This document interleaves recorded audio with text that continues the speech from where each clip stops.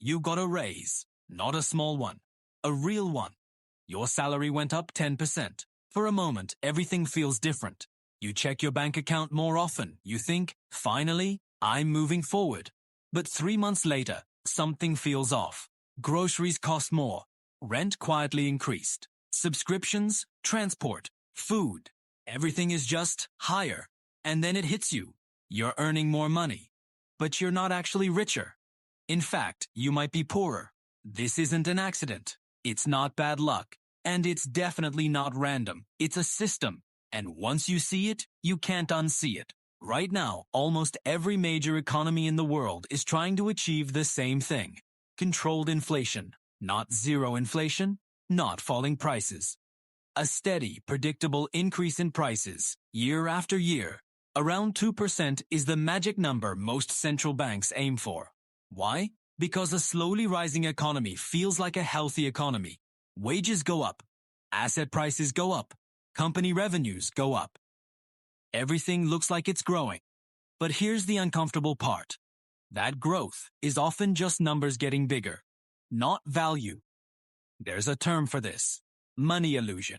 It's when you focus on the number of money you have, instead of what that money can actually buy.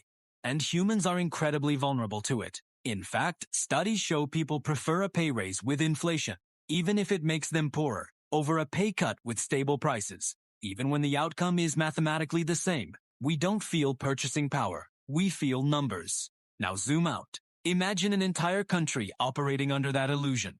Let's break the system down step by step. Step 1. Money supply expands. Governments spend more.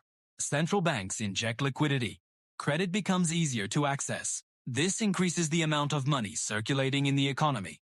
Step 2. Prices start rising. Not instantly, not evenly, but gradually across housing, food, assets, services. Step 3. Wages follow. But here's the catch. They usually lag behind, and even when wages do increase, it doesn't mean you're better off. If your salary goes up 5% but your cost of living goes up 7%, you didn't gain, you lost, quietly. This is where the system becomes powerful, because most people don't track real income.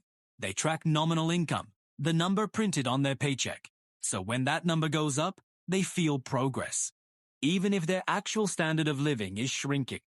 Now layer in taxes.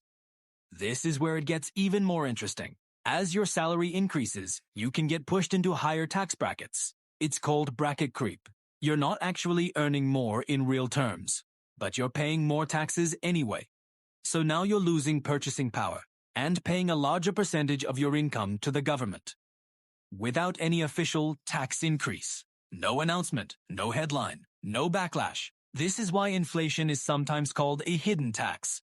Because it reduces the value of your money without ever appearing as a deduction. But wait, it goes deeper. Inflation doesn't affect everyone equally. People who own assets, real estate, stocks, businesses often benefit. Why?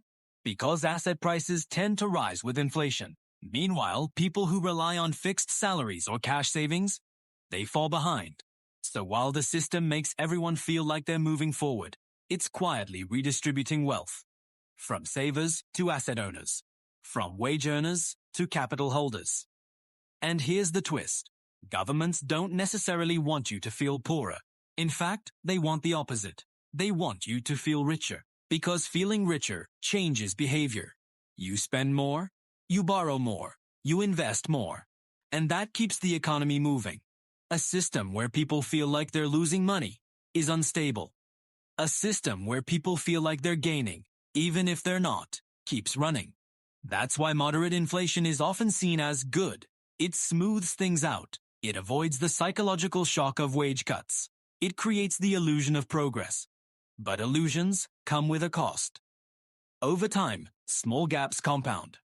A 2% loss here, a 3% loss there, year after year. And suddenly, a decade later, your money buys significantly less than it used to, even though your income is higher than ever. And this is where the real question begins. If the system depends on you feeling richer than you actually are, if growth is partly driven by perception, not just reality, if your income can rise while your wealth quietly falls, then what does it actually mean to be financially better off? And more importantly, how would you even know if you weren't?